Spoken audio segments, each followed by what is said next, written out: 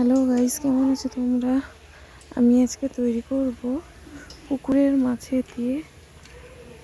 দিয়ে পাতলা ঝোল। এই যে তেল নিয়ে নিয়েছি, মাছগুলো ভালো করে ভেজে নেব। অনেক রকমের মাছ পড়েছে, যেমন লাইলনটিকা মাছ, বাটা মাছ, পোনা মাছ, পুঁটি মাছ। তারপর ভেজে নিয়েছি, তারপর গরম তেলে তাতে কালো জিরে এবং সমস্ত কিছু দিয়ে এটাকে ভেজে নেব। ঘিটাকে একটু লাল লাল করে ভেজে নেব।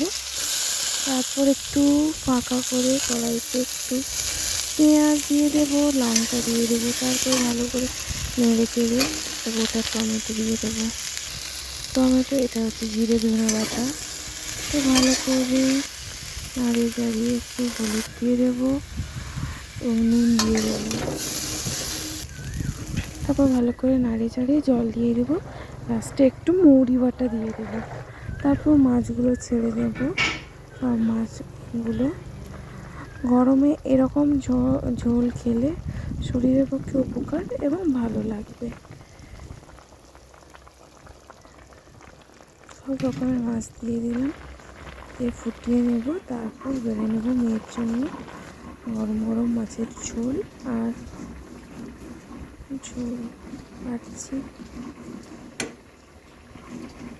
মাছের ঝোল এবং